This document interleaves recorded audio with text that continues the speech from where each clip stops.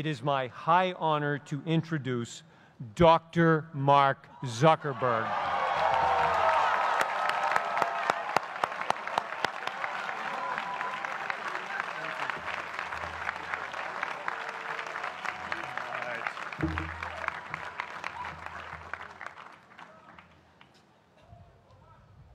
I love this place. Thank you all for coming out in the rain, the pouring rain. We're going to make this worth it for you. President Faust, Board of Overseers, faculty, friends, alumni, proud parents, members of the ad board, and graduates of the greatest university in the world.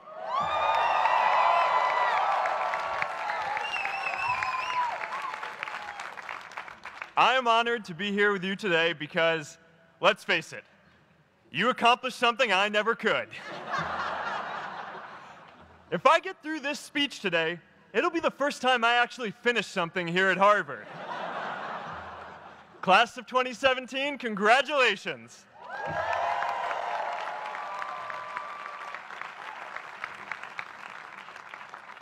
Now, I'm an unlikely speaker today. Not just because I dropped out, but because we're technically in the same generation. We walked this yard less than a decade apart. We studied the same ideas and slept through the same Act 10 lectures. We may have taken different roads to get here, especially if you came all the way from the Quad. But today, I want to share what I've learned about our generation and the world we're all building together. But first, these last couple of days have brought back a lot of good memories.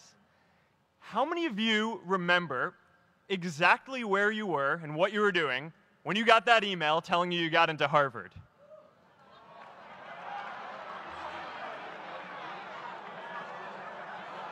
I was playing the video game Civilization, and I ran downstairs and got my dad, and for some reason, his first reaction was to video me opening the email. That could have been a really, really sad video. But I swear, getting into Harvard is the thing my parents are most proud of me for. My mom is nodding.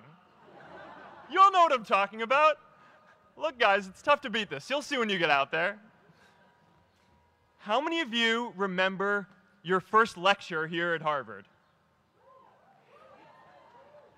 Mine was Computer Science 121 with the incredible Harry Lewis. Harry. I was running late for class, so I threw on a t-shirt, and I didn't realize until afterwards that I put it on inside out and backwards, and my tag was sticking out the front. I couldn't figure out why no one in class would talk to me. Except for this one guy, KX Jin. He just went with it. We started doing our problem sets together, and now he runs a big part of Facebook. And that, class of 2017, is why you should be nice to people.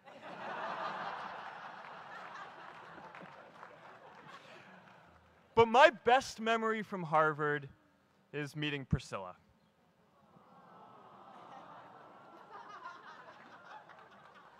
I had just launched this prank website, FaceMash. And the ad board wanted to see me. Everyone thought I was going to get kicked out. My parents drove up here to help me pack my stuff. My friends threw me a going-away party. Who does that?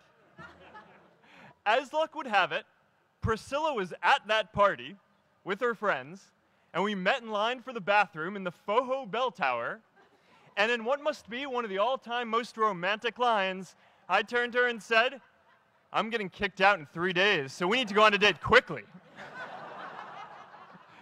Actually, any of you graduating today can use that line. I'm getting kicked out today. We need to go on a date fast. I didn't end up getting kicked out. I did that to myself. Priscilla and I started dating, and, you know, that movie made it seem like FaceMash was so important to starting Facebook. It wasn't. But without FaceMash, I never would have met Priscilla. and Priscilla's the most important person in my life. So you could still say it was the most important thing I built in my time here.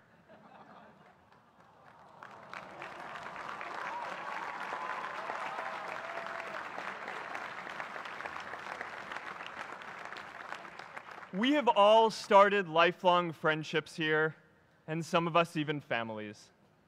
That's why I'm so grateful to this place. Thanks, Harvard.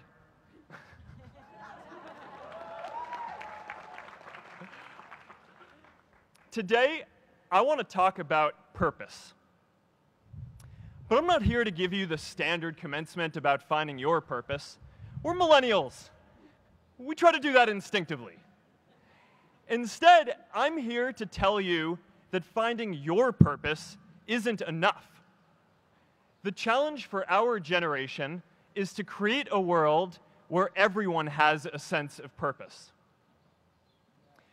One of my favorite stories is when JFK went to go visit the NASA Space Center, and he saw a janitor holding a broom, and he asked him what he was doing, and the janitor replied, "Mr. President, I'm helping put a man on the moon."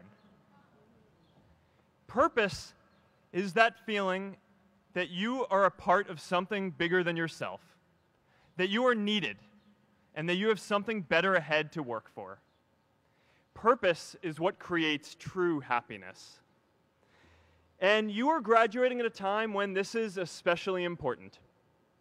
When our parents graduated, that sense of purpose reliably came from your job, your church, your community. But today, technology and automation are eliminating many jobs. Membership in a lot of communities has been declining, and a lot of people are feeling disconnected and depressed and are trying to fill a void in their lives. As I've traveled around, I've sat with children in juvenile detention and opioid addicts who've told me that maybe their lives would have turned out differently if they just had something to do, an after-school program or somewhere to go. I've met factory workers who know their old jobs aren't coming back and are just trying to find their path ahead. For our society to keep moving forward, we have a generational challenge to not only create new jobs, but create a renewed sense of purpose. I remember that night I launched Facebook from that little dorm in Kirkland House. I went to Noakes with my friend KX, and I remember telling him clearly that I was excited to help connect the Harvard community, but one day someone would connect the whole world. The thing is, it never even occurred to me that that someone might be us. We were just college kids. We didn't know anything about that.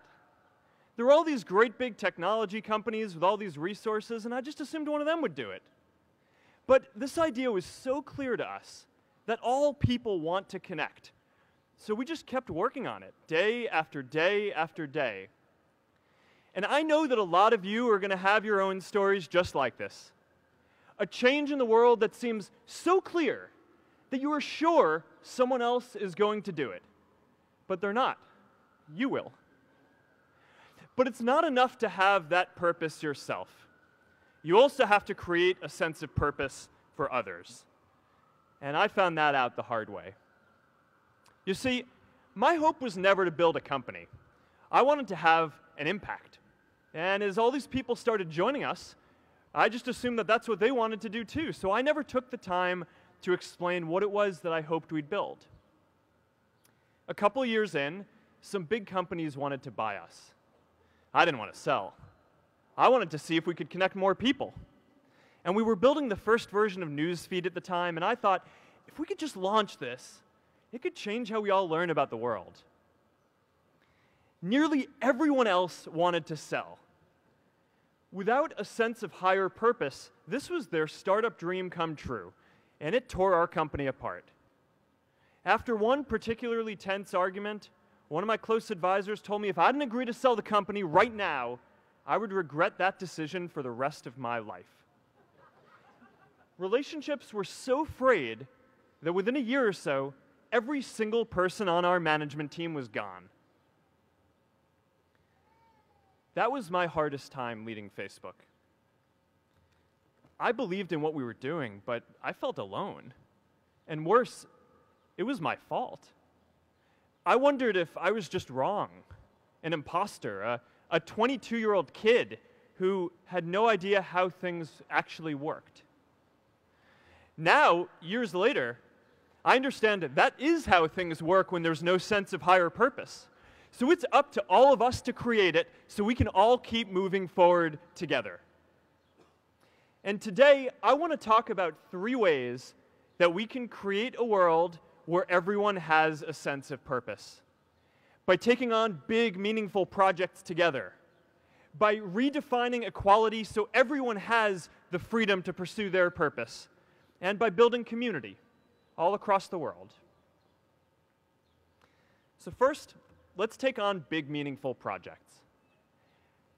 Our generation is going to have to deal with tens of millions of jobs replaced by automation like self-driving cars and trucks.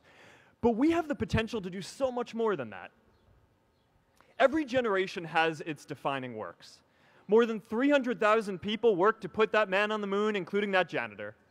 Millions of volunteers immunized children around the world against polio, and millions of more people built the Hoover Dam and other great projects.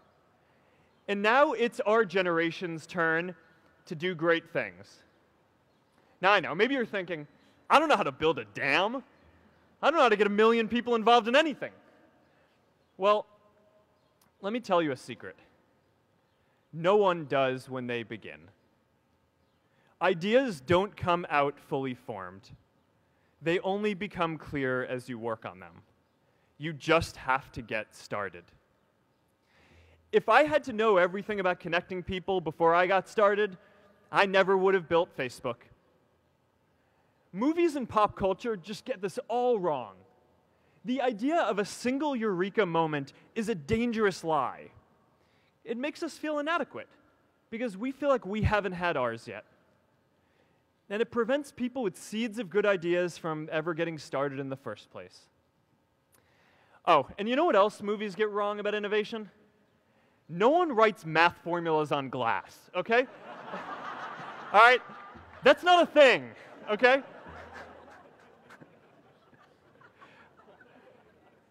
It's really good to be idealistic, but be prepared to be misunderstood. Anyone working on a big vision is going to get called crazy, even if you end up right. Anyone taking on a complex problem is going to get blamed for not fully understanding it, even though it's impossible to know everything up front. Anyone taking initiative will always get criticized for moving too fast because there's always someone who wants to slow you down. In our society, we often don't take on big things because we're so afraid of making mistakes that we ignore all the things wrong today if we do nothing. The reality is, anything we do today is going to have some issues in the future. But that can't stop us from getting started. So what are we waiting for? It is time for our generation-defining great works. How about stopping climate change before we destroy the planet and getting millions of people involved, manufacturing and installing solar panels?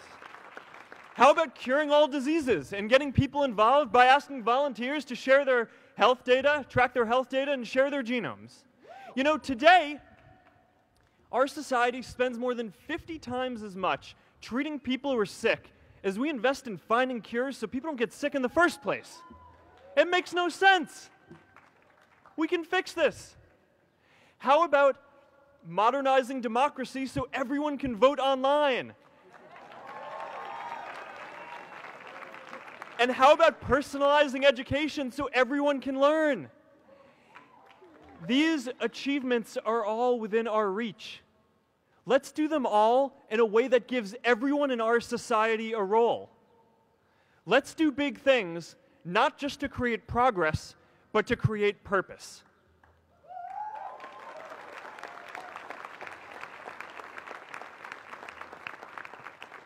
So taking on big, meaningful projects together is the first thing we can do to create a world where everyone has a sense of purpose. The second is redefining our idea of equality so everyone has the freedom to pursue their purpose. Now, many of our parents had stable jobs throughout their careers, but in our generation, we're all a little entrepreneurial, whether we're starting our own projects or finding our role in another one. And, that's great, because our culture of entrepreneurship is how we create so much progress. An entrepreneurial culture thrives when it is easy to try lots of new ideas. Facebook wasn't the first thing I built. I also built chat systems and games, study tools and music players, and I'm not alone. J.K. Rowling got rejected 12 times before she finally wrote and published Harry Potter. Even Beyoncé had to make hundreds of songs to get Halo. The greatest successes come from having the freedom to fail. Now, today, we have a level of wealth inequality that hurts everyone. When you don't have the freedom to take your idea and turn it into a historic enterprise, we all lose. And right now, today, our society is way over-indexed on rewarding people when they're successful, and we don't do nearly enough to make sure that everyone can take lots of different shots. Now, let's face it, there is something wrong with our system when I can leave here and make billions of dollars in 10 years, while millions of students can't even afford to pay off their loans, let alone start a business.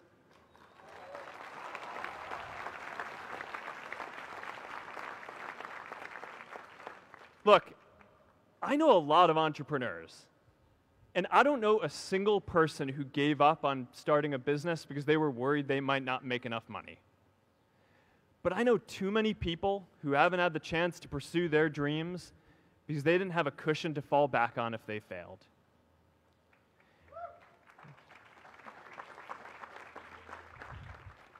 We all know you don't get successful just by having a good idea or working hard. You get successful by being lucky too. If I had to support my family growing up instead of having the time to learn how to code, if I didn't know that I was going to be fine if Facebook didn't work out, then I wouldn't be standing up here today. And if we're honest, we all know how much luck we've had to get to this point in our lives. Every generation expands its definition of equality. Previous generations fought for the vote and civil rights. They had the New Deal and Great Society. And now it's time for our generation to define a new social contract.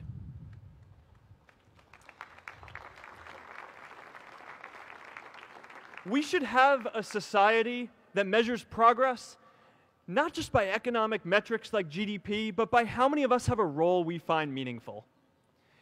We should explore ideas like universal basic income to make sure that everyone has a cushion to try new ideas. We're all going to change jobs and roles many times, so we need affordable childcare to get to work and healthcare that's not tied to just one employer. And we're all going to make mistakes. So we need a society that's less focused on locking us up and stigmatizing us when we do. And as our technology keeps on evolving, we need a society that is more focused on providing continuous education through our lives.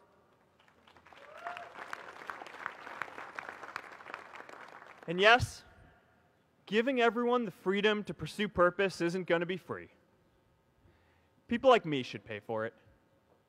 And a lot of you are going to do really well, and you should too.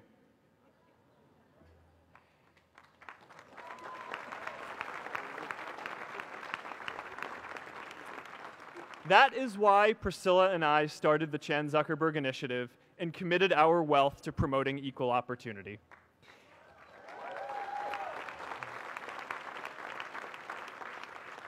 These are the values of our whole generation.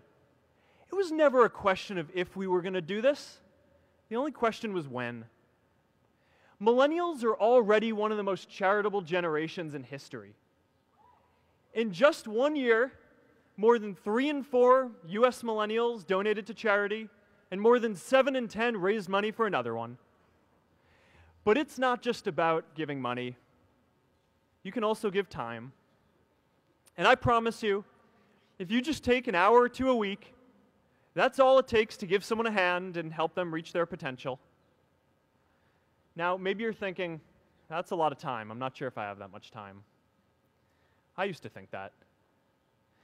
You know, when Priscilla graduated from Harvard, she became a teacher. And before she'd do education work with me, she told me that I needed to get my own experience teaching a class. At first, I complained. I said, you know, I'm kind of busy. I'm running this company. But she insisted.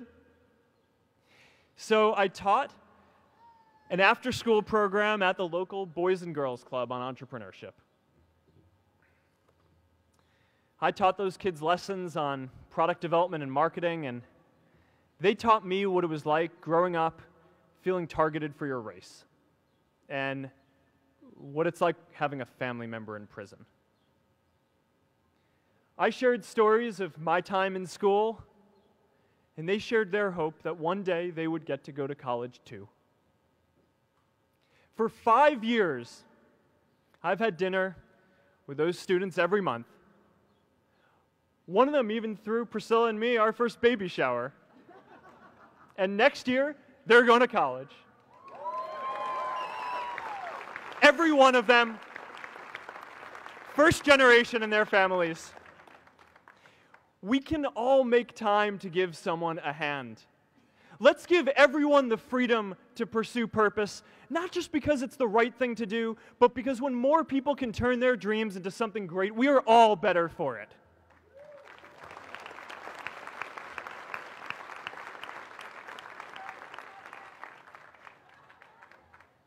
Purpose doesn't only come from work. The third way we can create a sense of purpose for everyone is by building community. And in our generation, when we say purpose for everyone, we mean everyone in the world. Now, quick show of hands. How many of you here are from another country?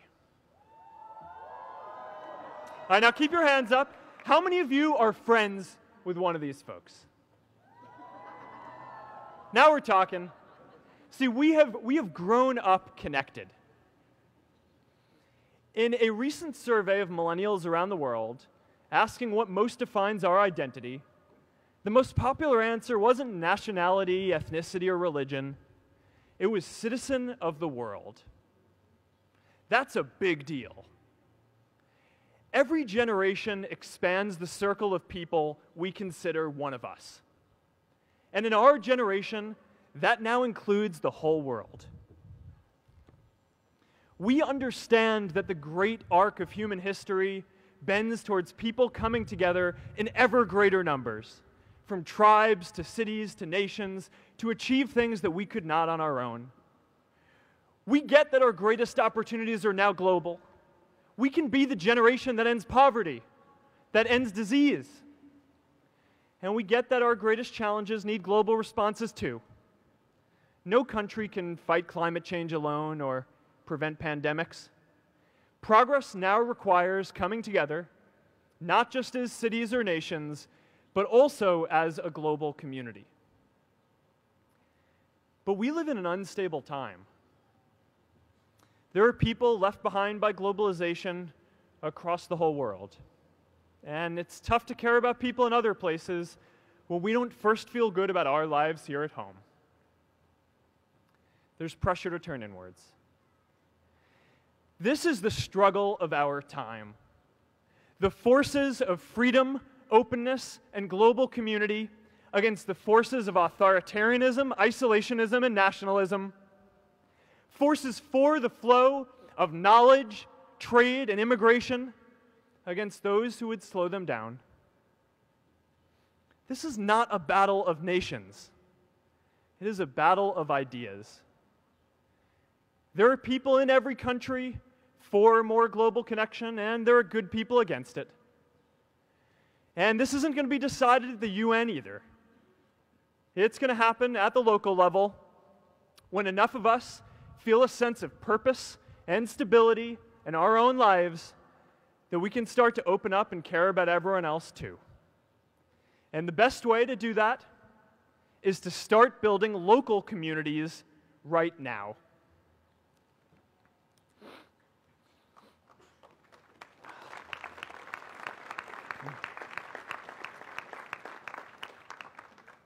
We all get a lot of meaning from our communities. Who here's from Elliott House? How about Lowell? I know you guys found community because you literally live right on top of each other. And Mather? I'll just leave that there. Whether our communities are houses or sports teams, churches or a cappella groups, they give us that sense that we are a part of something bigger, that we are not alone. They give us the strength to expand our horizons. And that's why it's so striking that over the past few decades, membership in all kinds of communities has declined by as much as 1/4. That's a lot of people who now need to find a sense of purpose somewhere else. But I know that we can rebuild these communities and start new ones because many of you already are. I met Agnes Segoye, who's graduating today. Agnes, where are you?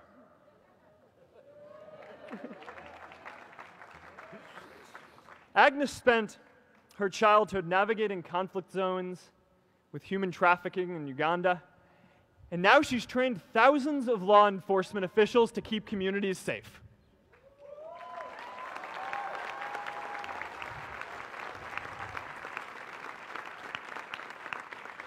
I met Kayla Oakley and Neha Jain, who are graduating today too. Stand up, guys. Kayla and Neha started a nonprofit that connects people suffering from chronic illnesses with people in their communities who are willing to help out.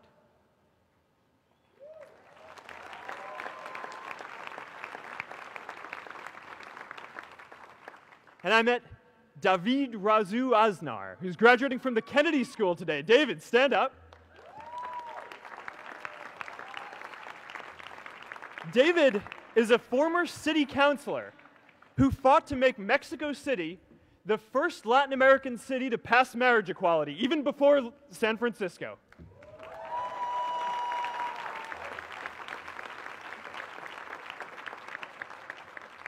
And this is my story too. A student in a dorm, connecting one community at a time and keeping at it until one day we can connect the whole world.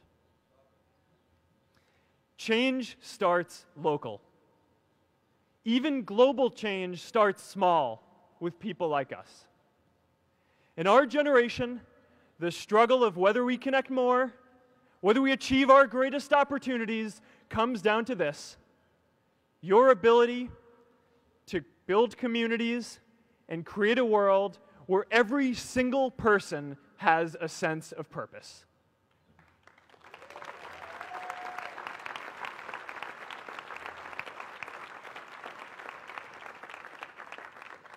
Class of 2017, you are graduating into a world that needs purpose, and it's up to you to create it.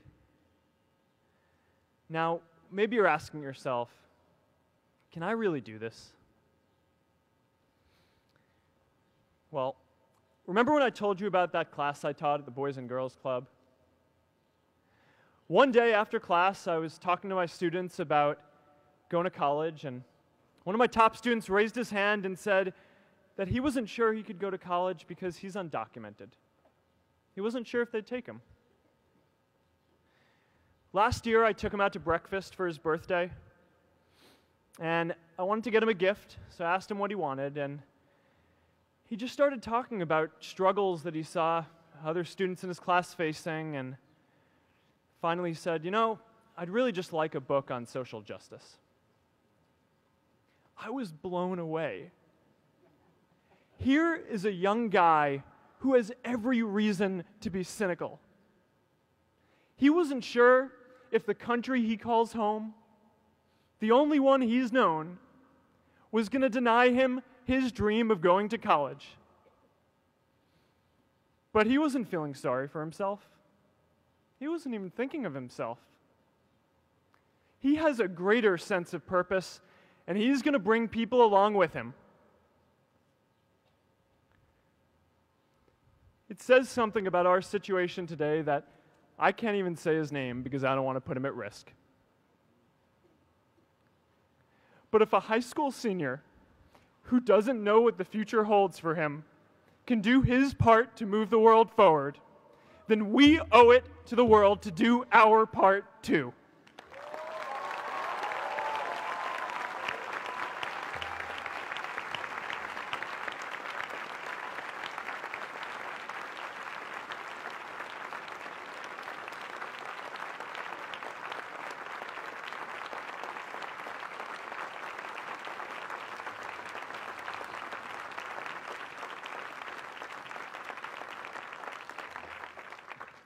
So before you walk out those gates one last time, and as we sit here in front of Memorial Church, I'm reminded of a prayer, Misha Berach, that I say whenever I face a big challenge, that I sing to my daughter, thinking of her future when I tuck her in at night. And it goes, "May the source of strength, who's blessed the ones before us, help us find the courage to make our lives a blessing." I hope you find the courage to make your life a blessing. Congratulations, class of 2017. Good luck out there.